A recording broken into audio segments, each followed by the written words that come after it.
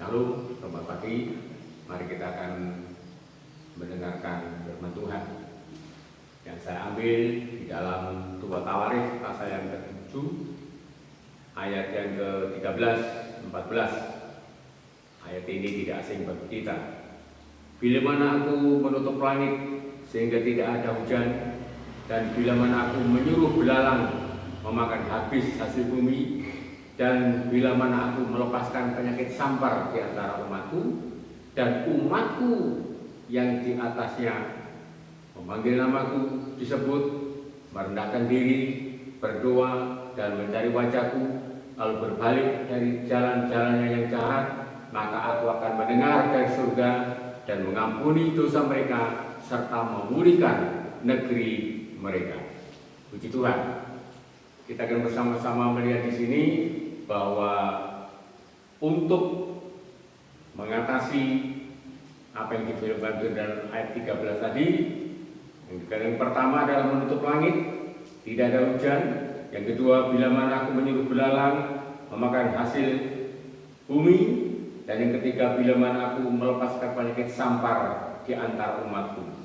Kita melihat sekarang ini di seluruh dunia, hampir 169 negara yang sedang mengatasi penyakit virus corona. Jadi ini mungkin juga seizin Tuhan supaya manusia di permukaan bumi ini bertobat. Dan saya tahu bahwa sekarang ini saatnya manusia di seluruh permukaan bumi ini bertobat. Karena apa? Penyakit ini sungguh-sungguh sangat mengerikan. Tidak peduli kaya miskin, ya semua akan terpapar dengan virus yang namanya corona. Dikatakan yang pertama, bila aku menutup langit dan tidak ada hujan. Kalau kita melihat, ya beberapa di dalam Alkitab itu dituliskan, ya dikatakan bahwa dalam Kejadian pasal yang 7:12 Allah memerintahkan hujan lebat. Ya, ini zamannya Nabi Nuh selama 40 hari 40 malam sehingga gunung tertinggi pun tidak kelihatan. Tetapi kalau kita membaca dalam Yakub 5:17, dikatakan Elia manusia biasa dan dia berdoa supaya tidak turun hujan selama 3,5 tahun. Kita bisa bayangkan bagaimana situasi pada waktu itu. Jadi Allah berkuasa. Ada satu pujian mengatakan Allah kuasa melakukan segala perkara. Jadi ini seizin Tuhan. Ya, semua yang terjadi tentunya seizin Tuhan. Dan Tuhan izinkan untuk menyadarkan supaya manusia ini bertobat di akhir-akhirnya zaman. Dan ketika dikatakan Allah akan menyuruh belalang untuk memakan habis hasil bumi.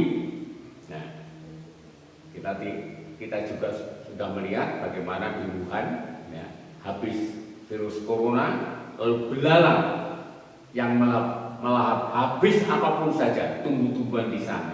Sehingga yang kelihatan hanya belalang dan belalang.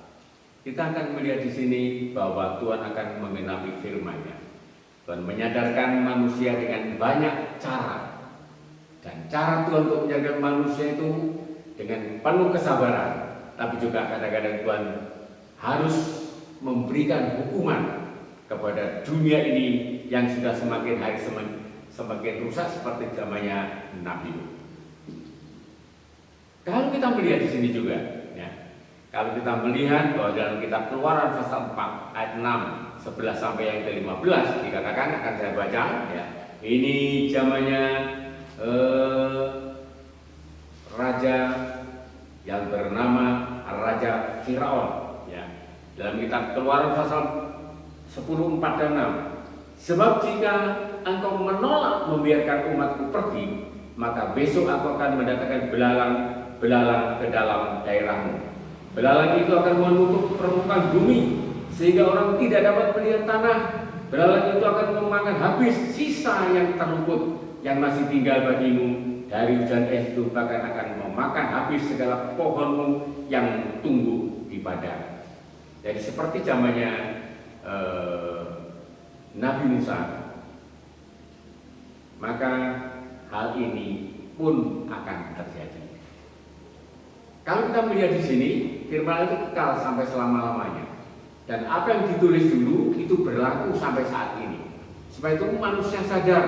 Ya.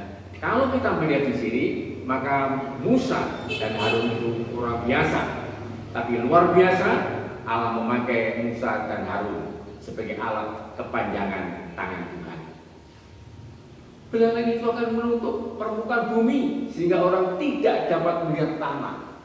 Jadi betapa dahsyatnya belalang-belalang itu waktu melahap semua tumbuh-tumbuhan yang ada di Mesir pada waktu itu.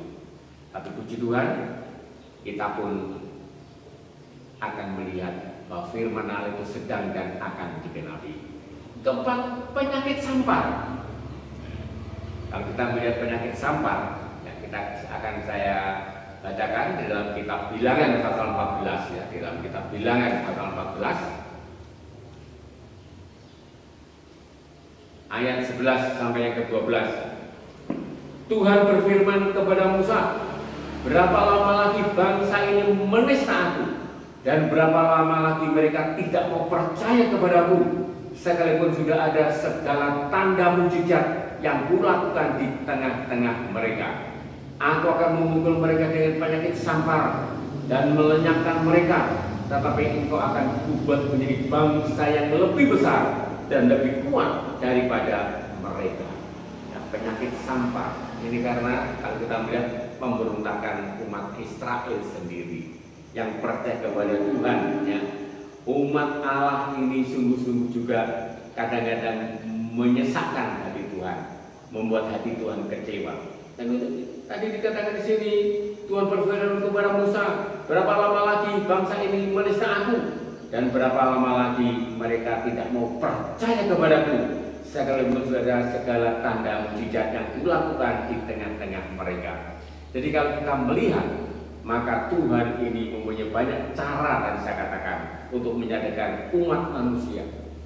Sekalipun mereka sudah melihat tanda-tanda mujizat, tapi mereka masih tegak tengkuk, tidak mau percaya kepadamu, sekalipun sudah ada segala tanda mujizat yang kulakukan di tengah-tengah mereka. Mudah-mudahan dengan penyakit virus corona ini banyak orang yang bertobat. Banyak orang Kristen lama mundur meninggalkan Tuhan, kembali kepada Tuhan. Sebab kalau tidak, maka Tuhan akan menimbulkan yang ke-13 ayat ke-12, aku akan memukul mereka dengan penyakit sampar dan melenyapkan mereka, tetapi engkau akan kubuat menjadi bangsa yang lebih besar, lebih kuat daripada mereka. Melepaskan penyakit sampar. Nah, sekarang ini banyak orang bertobat, banyak orang mencari gereja, banyak orang mencari rumah tua untuk kembali menyembah kepada Sang Pencipta. Kalau penyakit sampar, maka saya akan lanjutkan ayat ini, Ulangan pasal yang ke-28 ya, di dalam Bilangan, lalu diulang kembali firman Allah ini. Diulang di dalam Ulangan pasal 28 ayat 20 sampai 22. Tuhan akan meletakkan kutuk, huru hara, dan penghajaran ke antaramu dalam segala usaha yang kau kerjakan, sampai kau punah dan binasa dengan segera karena jahat perbuatanmu, sebab engkau telah meninggalkan aku. Tuhan akan melekatkan penyakit sampar kepadamu, sampai dihabiskannya engkau dari tanah kemana engkau pergi untuk mendudukinya.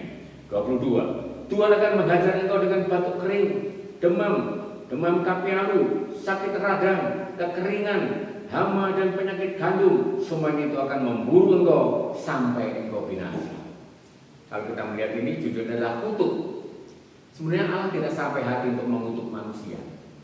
Tetapi kalau manusia itu Tuhan beri kesempatan dan tidak mempergunakan kesempatan sebaik-baiknya, apalagi dikatakan jika engkau tidak mendengarkan suara Tuhan Allahmu dan tidak melakukan dengan setia segala perintah dan ketetapannya yang kusampaikan kepadamu pada hari ini, maka segala kutuk ini akan datang kepadamu dan mencapai engkau.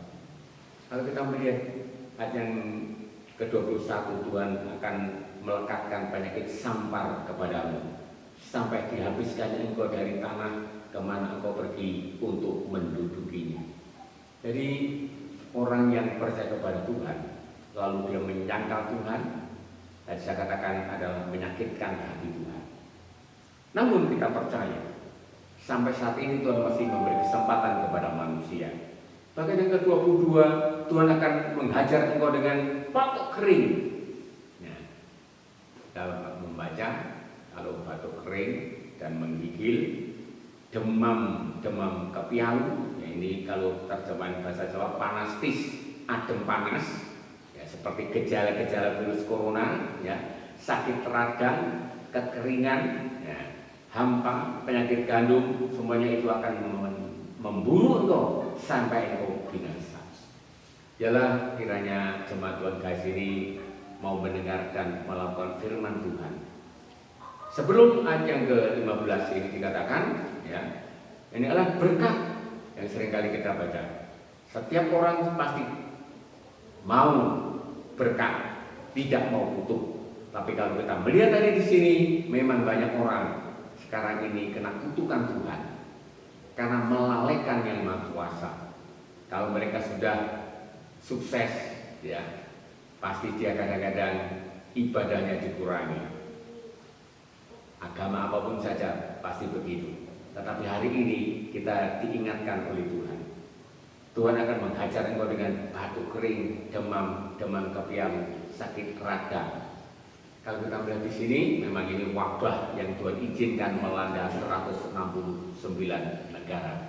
Tapi mari, sekarang kita ada solusinya. Tuhan memberikan solusinya. Apa solusinya? Kita kembali kepada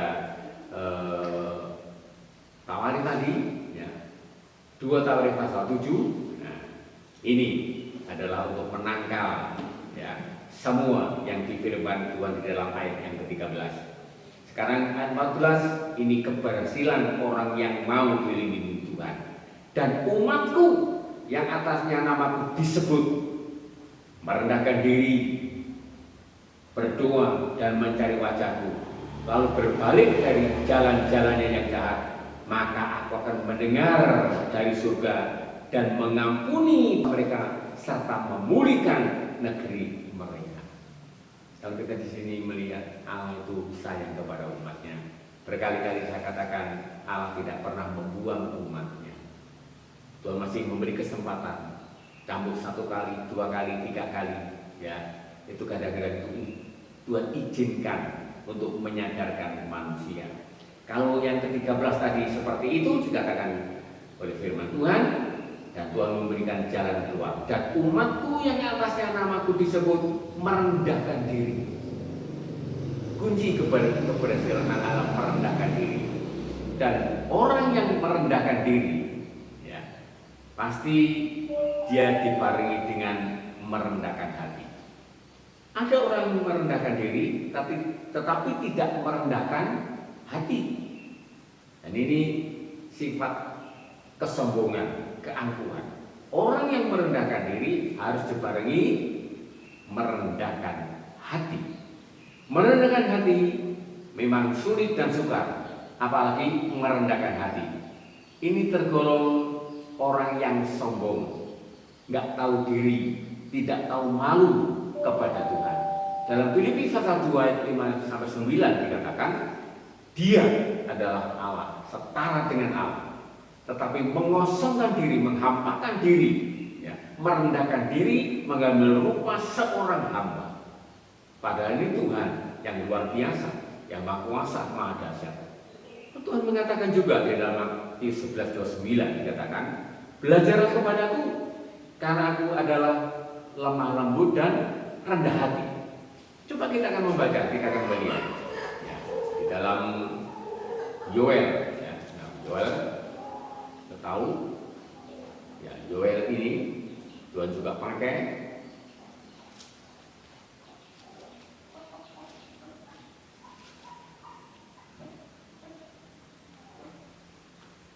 Ya, Yoel pasal yang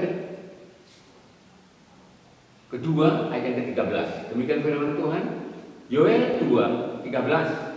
Koyakkanlah hatimu dan janganlah pakaianmu, berbalik kepada Tuhan Allahmu, sebab Ia pengasih dan penyayang, panjang sabar dan berlimpah kasih setia, dan Ia menyesal karena hukumannya. Koyakkanlah hatimu dan jangan pakaian. Kalau pakaian koyak kita bisa beli, tapi kalau mengoyakkan hati, apa maksudkan mengoyakkan hati ini? Jadi dia terbuka kepada Tuhan, termasuk tadi merendahkan diri dan juga merendahkan hati. Kalau kita melihat hati manusia, ya, kita tahu bahwa bagaimana hati manusia itu. Kadang-kadang kita hanya melihat penampilan, ya, melihat gayanya, wajahnya, melihat tindak tanduknya. Tetapi Alkitab mengatakan Tuhan melihat hati. Kita bisa baca dalam 1 Samuel 16:7. Ya, waktu itu Samuel hampir-hampir terkecoh karena kakak-kakaknya Daud yang gagah, yang perkasa. Seringkali kita mendengar itu. Tapi Samuel, dia mendengar suara Tuhan. Aku tidak melihat fisiknya, gagahnya, gantengnya, tapi aku melihat hati. Manusia melihat fisik, tapi Tuhan melihat hati.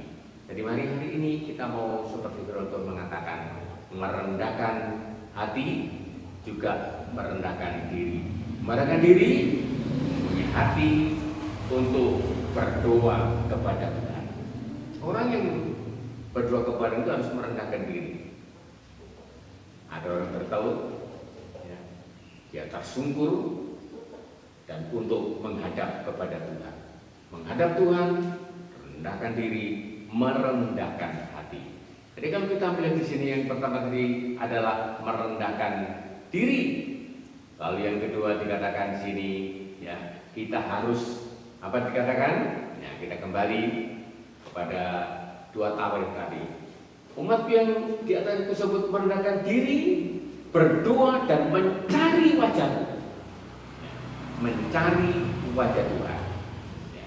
Berdoa dengan sikap yang merendahkan diri, mencari wajah Tuhan. Di terjemahan lain dikatakan datang kepadaku. Ya.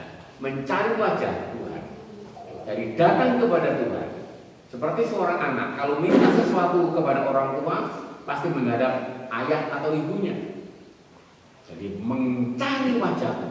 Tidak mungkin anak yang dari jauh, ya, tapi pasti mendekatkan dirinya,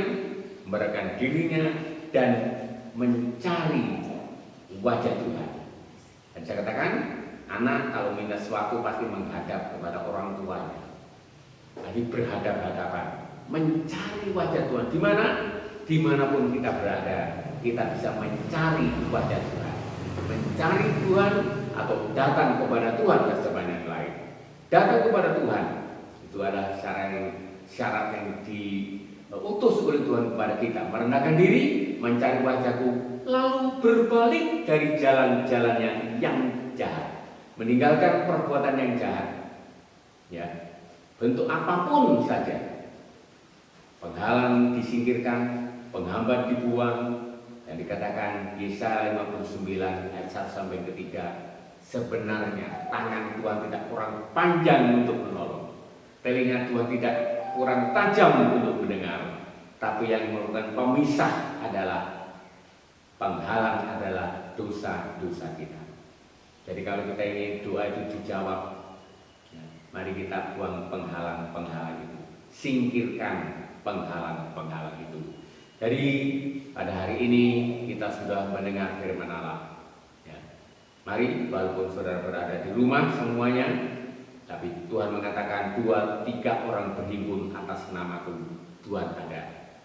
Hari Minggu kumpulkan semua keluarga, kaum pria, kaum bapak sebagai kepala rumah tangga, menjadi imam-imam di sana, menjadi wakil-wakilnya Tuhan di sana. Lalu selanjutnya dikatakan di sini bagaimana? Ya. Mencari wajahku lalu berbalik dari jalan-jalan yang jahat, maka akan mendengar dari surga dan mengampuni dosa mereka serta memulihkan negeri mereka. Jadi syarat-syaratnya sebenarnya sangat mudah bagi orang yang cinta kepada Tuhan. Berbalik dari jalan-jalannya yang jahat, maka akan mendengar dari surga. Doa kita didengar oleh Tuhan. Permintaan kita dikabulkan oleh Tuhan. Dan Tuhan yang kedua mengampuni dosa mereka. Ini penghambat terbesar adalah dosa. Seringkali saya katakan tidak ada dosa besar, tidak ada dosa kecil. Dan kalau semua itu sudah dibereskan, maka Tuhan mengatakan, aku akan memulihkan negeri mereka. Hari ini kita juga berdoa untuk bangsa-bangsa di dunia, agar mereka juga boleh mendengar firman Tuhan melalui hamba-hamba Tuhan, siapapun saja yang sekarang ini mengajak umat Tuhan ya, untuk segera berbalik daripada jalan-jalan yang jahat alias bertobat kepada Tuhan. Yang terakhir, Amsal Sulaiman 1 ya, ayat yang ke-33 dikatakan demikian. Amsal 1 ayat 33. Tetapi siapa mendengarkan aku, ia akan tinggal dengan aman, terlindung daripada kedahsyatan malapetaka. Yang mendengarkan firman itu ada dijamin oleh Tuhan. Kecuali doanya didengar, negeri dipulihkan. Yang ketiga di sini mengatakan terlindung daripada kedahsyatan malapetaka.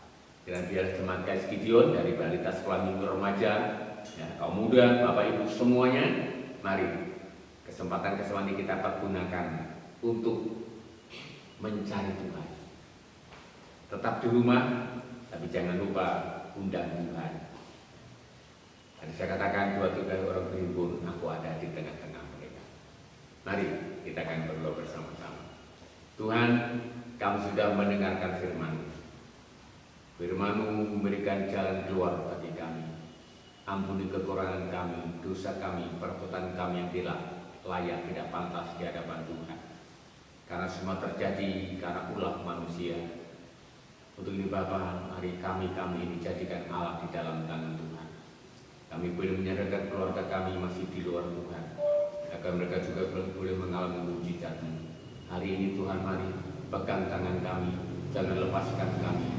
Kami mengaku setiap dosa-dosa kami. Kami akan mencari wajah Tuhan, dan kami akan mendengar dan melakukan perintah-perintah-Mu Tuhan. Kami mendengar perintah-perintah Tuhan. Tuhan berfirman, aku akan melindungi dari kedahsyatan malapetaka. Malapetaka boleh terjadi Bapa, tapi tidak menimpa orang percaya kepada Tuhan. Untuk ini Bapa, kami yakin dan percaya bahwa perlindungan Tuhan, perlindungan yang luar biasa, perlindungan yang dahsyat bagi kami. Pakai kami Tuhan sebagai alat di dalam tangan Tuhan. Walaupun dunia tergoncang, namun iman kami tidak tergoncang. Kami tetap bersandar dan berharap kepada Tuhan. Memberkati anak Tuhan hari ini, jasmani, rohani, dan ekonomi, memacu mereka lebih setia, lebih dekat dan percaya kepada Tuhan. Dalam waktu-waktu ini Tuhan, kami gunakan sebaik-baiknya untuk berkumpul keluarga, sehingga anak, mantu, cucu dapat berimbun bersama-sama, menyembah dan memuliakan di rumah kami masing-masing. Terima kasih Tuhan, terima kasih. Taruh firman-Mu di dalam hati kami. Taruh firman-Mu dalam hati kami Bapa, sehingga kami setia untuk mendengar dan melakukan firman-Mu. Dalam nama Tuhan Kristus, kami berdoa dan mengucap syukur. Tuhan memberkati. Haleluya. Amin.